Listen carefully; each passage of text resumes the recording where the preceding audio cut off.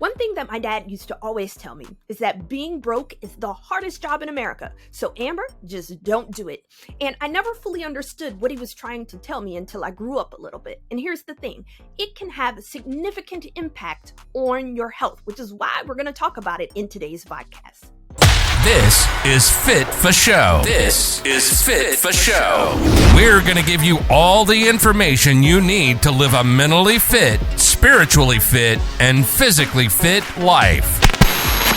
Let's do it. This is Fit Fashow. And here's your host, Amber.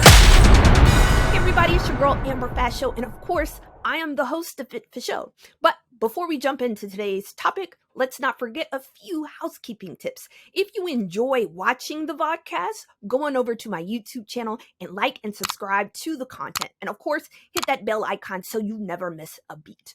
Or if you prefer to listen to the podcast, go on over to my website at fitfashow.com, and there you can listen to your heart's content. Now, let's not belabor the point any further. Let's welcome my very special guest, Mr. David Williams, from the highest paid part-time job in the world. Thank you, Dave, for joining us today. I really appreciate you having me on, Amber. Glad to be here, ready to give a lot of value to your audience.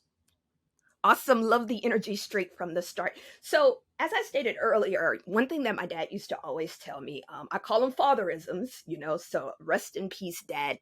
He used to tell me being broke is by far the hardest job in America. When you can't figure out how to make ends meet, how to do things for your family, sometimes you have to make sacrifices. And unfortunately for a lot of us, that takes a heavy toll on our health, because oftentimes some of the first things that go out of the window are the things that we do to take care of yourself. So kind of tell me, I certainly know that people have a lot of misconceptions about wealth and why it's important. What would you say are some of the top misconceptions you often hear around money?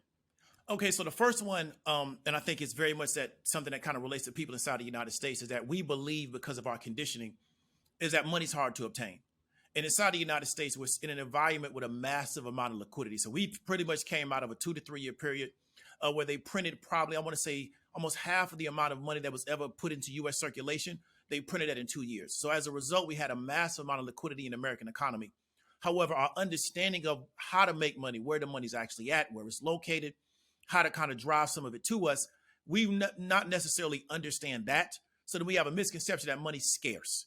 And especially if you're in an environment of the country to where everybody has the same perception about money, so then you're reinforcing the scarcity of money to each other. And then it creates a lot of desperation. It creates a lot of angst. It creates a lot of anxiety. And then that there starts to impact our health. So the biggest misconception in America, right, is that money's scarce. Other parts of the world, it may be true, but in America, money's definitely not scarce. We just may not know how to actually obtain it, where it's at, and how to kind of make some of it come towards us. I really love what you said right there about this feeling or thought that money is scarce. I think oftentimes when people believe something strong enough, they start to settle in that idea, and the idea that because they think money is scarce, they start to come up with excuses about why they don't need it. And so kind of going back to that point about money is scarce and whatnot. A few years ago, like I said, I was making about 6 figures in my job. Mm-hmm. I decided I wanted to start my own wellness business, failed miserably. I did a terrible job and went from making a lot of money to very little money. And that's actually how I found you. I believe that you were posting on Facebook about the highest part-time job in the world, and kind of got into day trading. Absolutely loved it. So tell me a little bit more about that. How did you come into that particular position or that job, or what attracted you to day trading? So what kind of attracted me to really day trading, swing trading, a lot of long-term trades, is the fact that I was dealing with a lot of small businesses as a consultant. And one of the things I realized is that we had a capitalization issue. And so what I realized is that how do we solve the issue of capitalization? Because it was impacting a lot of people that wanted to be in business. And one of the challenges that a lot of people have is that they go into business, they have a set amount of capital. Once they make mistakes that are going to be normal to anybody going into business, they're essentially maybe out of the game until they can figure out how to recapitalize, while other people have a scenario where they can make mistake after mistake after mistake after mistake till they figure it out, because the capital's there for them to make those mistakes. So what I really was looking for a solution to that problem. And by looking for a solution to that problem, I learned about the overall US equities market, stock market, bonds, things of that nature. Was really looking at the private equity. And then from there, I transitioned into what we call the derivatives market. So it was a process to try to figure out how to solve a problem for a lot of people that wanted to go into business, but their capital was so tight. Once they made normal mistakes that anybody would make, they were out of business, and then they were depressed. They felt bad, and started to understand is how can we teach people about the markets, how to actually amass some capital, so when they want to go into business, or maybe their children want to go into business, or maybe somebody in the family, the capital already exists because we understand how these particular financial markets work. Oh, I love that. I love it because I feel like that was my story in the sense that I wanted to make these moves. I made one mistake and then it all came crashing down. And I Yes, think ma'am. a lot of people experience those same issues about how do I create wealth when I don't know how to uh, see the opportunities and then to take advantage of the opportunities. And I've since dug myself out of a hole, but I know a lot of people that, to your point, it then becomes a generational issue Mm-hmm. because if this, level of person in your family doesn't do it, it then is transferred to the next, to the next, to the next, to the next. So with that being said, give you a scenario. You're speaking to the average person out there right now. They're Okay. having an incredibly difficult time just getting started or moving with their financial story. What are the 2 to 3 things that you would say you could do right now to get yourself moving in the right direction? Okay, so the first thing I would do, and I'm not acting as a financial advisor, but I'm speaking from my personal perspective, is I would tell them to make sure that they have an emergency fund. And the reason why you want to do this is just in case something happens, which it will, your car may blow up, you may have an accident, something may happen in your family. You're not so stressed out because you're not living a life to where it's essentially you're living a life on the fringe. So a very long time, the way I lived my life was that there was very little margin between what I made and what I spent. And as a result, you're just hoping nothing goes wrong. And then if something does go wrong, essentially you're thrown out of whack. So I remember one time I had a $300 car bill to get my car repaired. And I was very upset because that was going to throw my whole budget off just trying to pay the $300, but I need to get my car fixed to go to work to make more money. So the first thing I would do is try to figure out how to actually save money. What do you have to do from a behavior modification to do that? And if you can't do that, then what skills do you need to develop to put yourself in a position where you do have some money sitting up? Because if you just have some money sitting up, it creates a comfort level because, if something goes wrong, I'm not on the hook. And then you have the discipline to let the money sit up. Then what I would tell the person to do is you need to start studying about how the actual financial system works inside the United States. We live in a country, I'm from the state of Florida, K through 12, you may get one semester of economics. Therefore, they deliver somebody out into the world that doesn't really understand the financial system of the United States, that don't understand the economic system. We have an economic system inside the United States that dominates the rest of the world. But the average American doesn't understand that. So what we teach Americans is that you shouldn't worry about money till you have it. I want to get you to understand that you should worry about money before you have it. So then when you get some, or you're trying to figure out how to get some, you're less likely to make a lot of mistakes around it because you actually understand how it actually works. The third thing I would tell people to do if I was in a situation is start trying to figure out how to generate some type of long-term investment in which your money can work for you while you're working. So you're not on the hook to just always have to generate active income, right? So you don't always have to go work, put hours in to make money. You can figure out how to leverage money to work on your behalf. And you can do that because you got the first two situations already in place.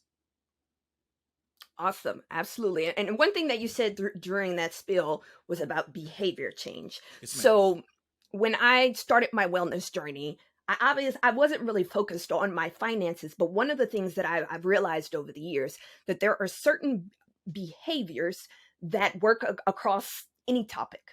So a lot of the work that I put into my wellness ended up helping me with my finances. If anything, my finances got in order when I started to make healthier behavior change. And likewise, you also went on your own health journey. Would you mind speaking to that as well?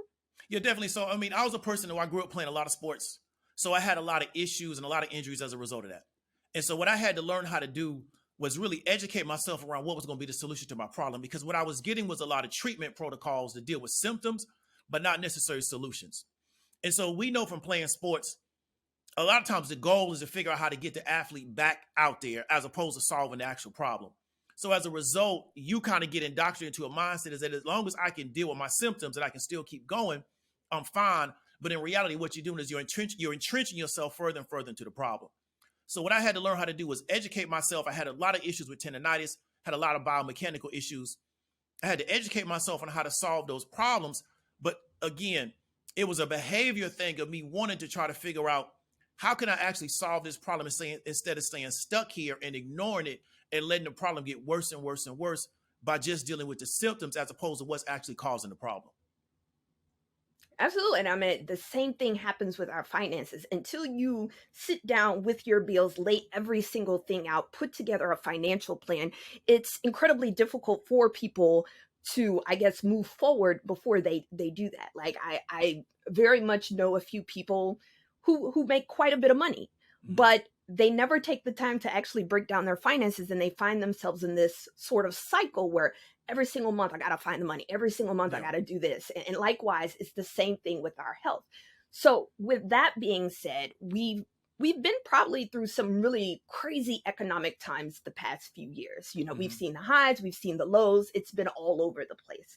So with that being said, how should a person, or in your personal opinion, how should a person balance some of the fears that we've had with the recession, along with inflation and everything else that's going on, and prioritizing their health?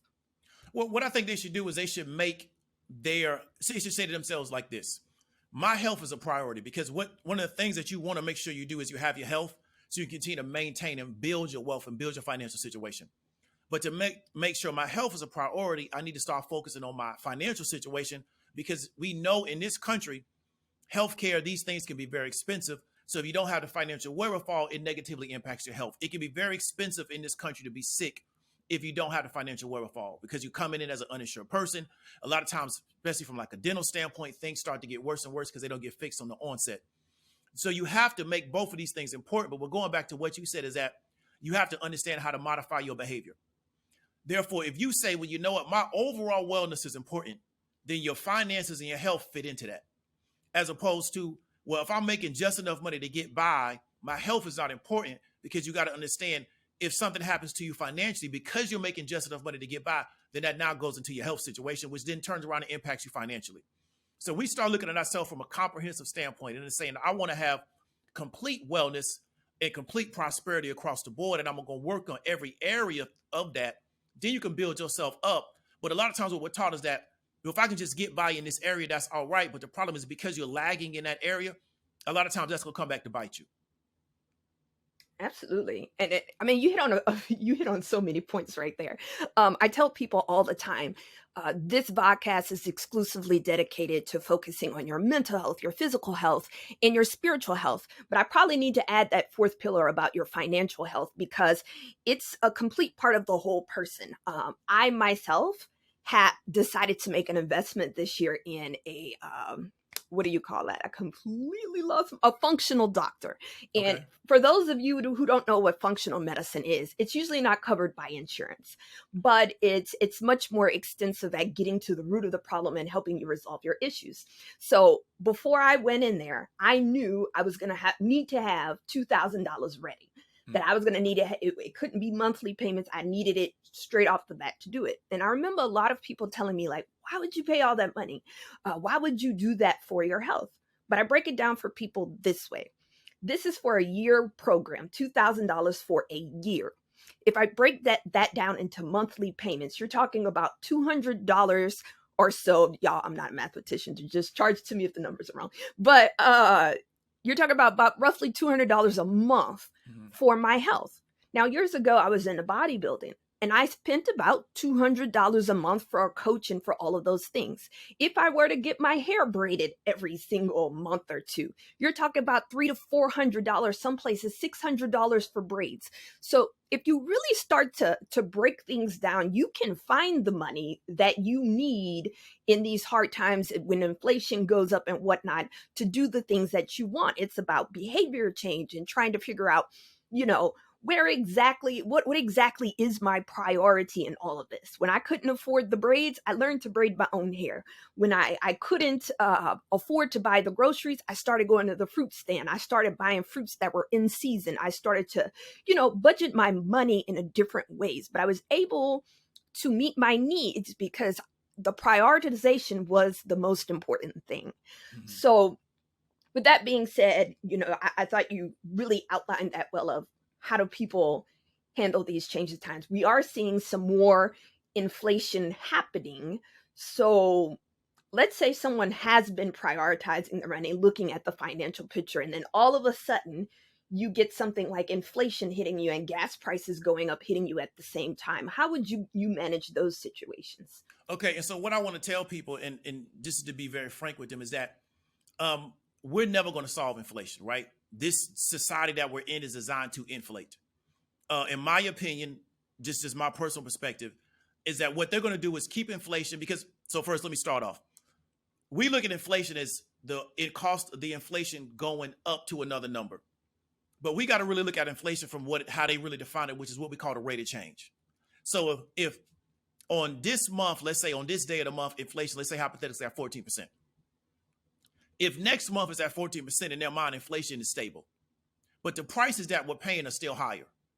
So what I want people to understand is that they may say, you know what, we'll just figure out how to not make inflation go up and everybody will get used to paying the higher prices. And so me and you may know that 10, 20 years ago, gas was a lot cheaper than what it currently is. But now we've gotten used to paying this higher cost of gas. You start to adjust to the higher cost. So what I would tell people is that you have to try to figure out how to upskill yourself to make more money.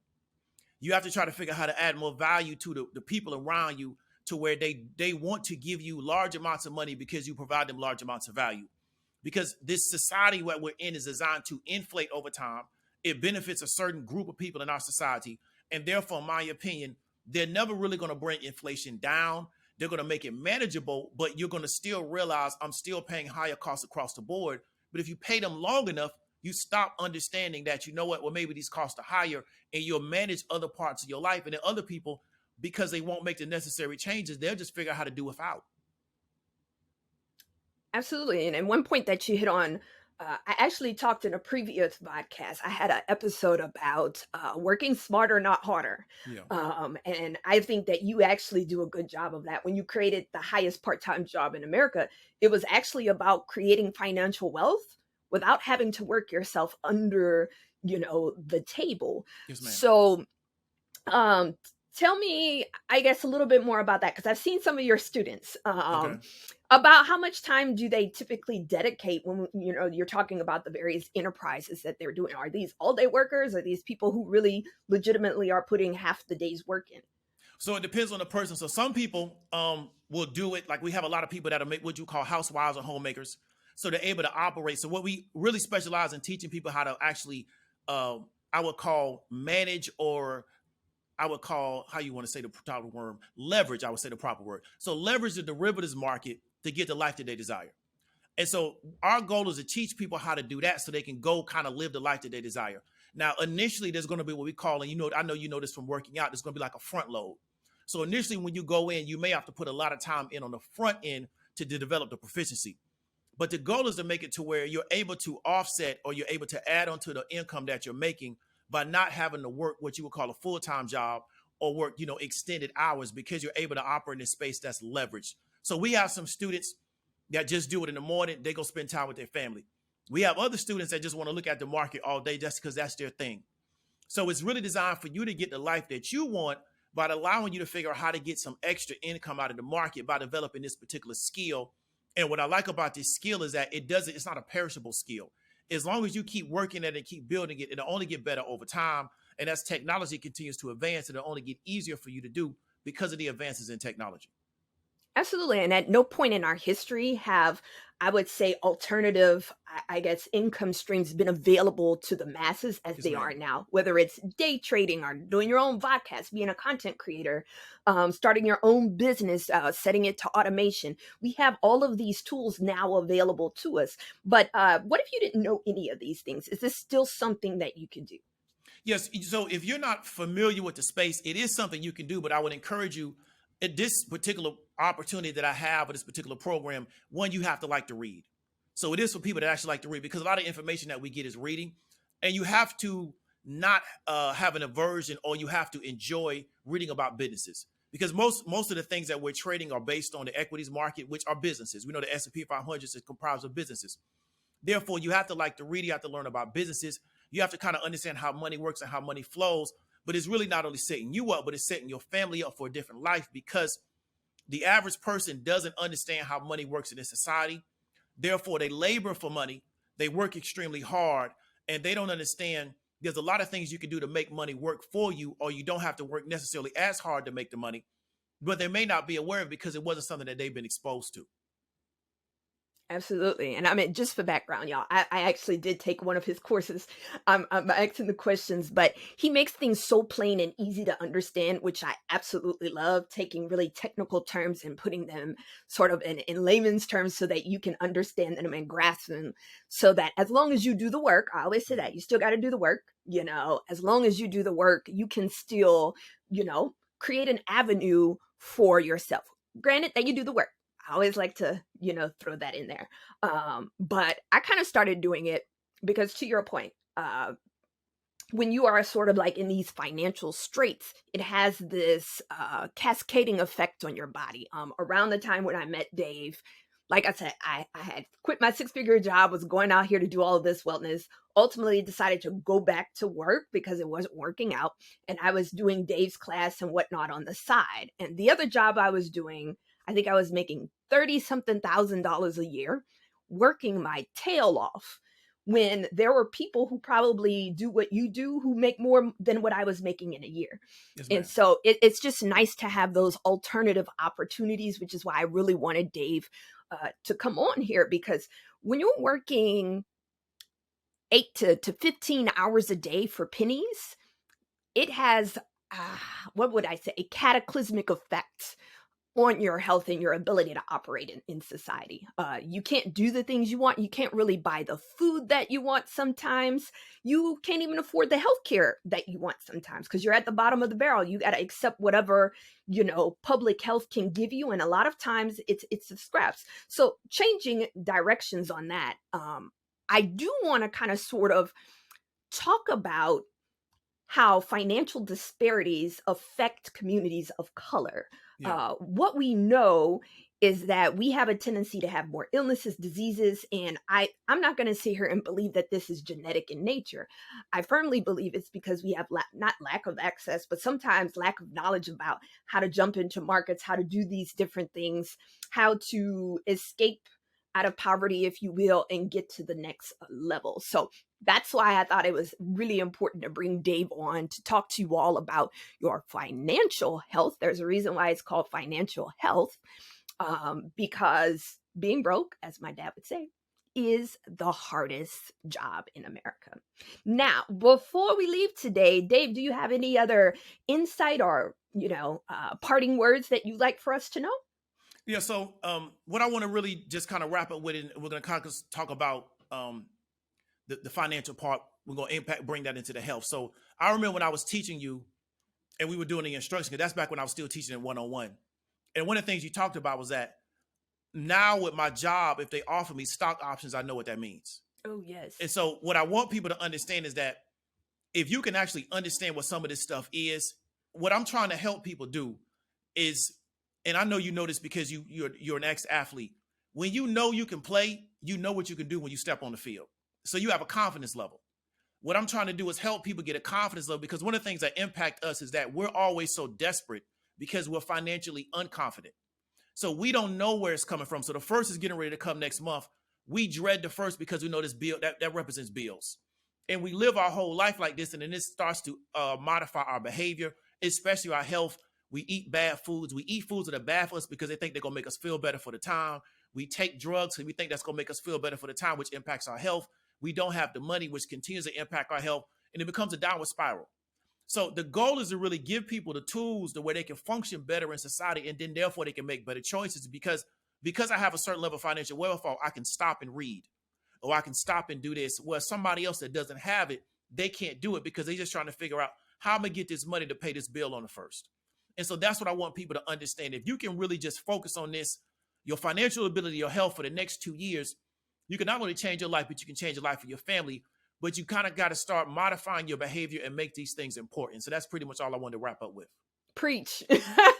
Preach, preach, preach, preach. Because you're right. Taking a moment of getting your finances clear will create avenues and paths for you to go on in your health. Yes, Because ma'am. like I said, I can look at the timeline of when I've been at my worst health. It was during the time when I was making the least amount of money. Yep. At nighttime, I couldn't sleep because I had collections folks calling me. Mm-hmm. I had bills that were coming due. I didn't know how to do that. And I'm still very privileged, okay? So even when I was in my worst financial situation, I still had family who supported me. Some people do not even have that. And so I completely agree that it's worth every minute to just, even if it's just like 30 minutes a day or a few minutes a day, to say, okay, here's my budget. I actually have a budget that runs 12 months and I know where every single dollar is going for the next 12 months. So I'm not just looking at the next 2 weeks or the next month. And then I have my alternative streams of income. I even have a list of ideas, places that I can create alternative streams of income if the opportunities arise. So it's more than just budgeting. It's about saying, where are the opportunities? What am I missing? I always say, never let me miss a trick. What's the opportunity that's out there before me? So thank you so much. This was incredibly enlightening. Like I said, Dave does really incredible work. I'm going to make sure to put all of his information into the description, whether you're watching it on my website or if you're watching this on YouTube, so that if are you accepting clients now, or are you doing just classes? I don't really do one-on-ones. We're primarily doing classes. So if somebody wants to do a one-on-one, they can reach out to me, but it's not something I really do from a time constraint standpoint, because with my class, I do one-on-one consults. Absolutely. So a lot of the one-on-one consults is baked into the original class. So I, at this current time, don't have like a one-on-one mastermind set up. I may need to go ahead and do that. Sounds good. And I mean, one-to-many still works. I always tell people, you got to you have to have some skin in the game. If you can't sit there and watch the videos or do the work, then maybe this isn't for you anyways. So, but anyways, I'll put all of Dave's information in the description so that all of you can have access to that. And I hope that you enjoyed. Again, thank you so much for being the special guest here on Fit Fashow. If you have any questions, folks, go ahead and leave your thoughts in the comments. Tell me, what are some things that you are going to do today to get started on your journey? I want to hear about it. Put it into the comments. All right. Thank you for joining me for another episode. We hope you enjoyed the show. Make sure to like, rate, and review. And we'll be back soon. But in the meantime, you can find us on the website at fitfashow.com, on Facebook and Instagram at fitfashow. We'll see you next time. Stay focused.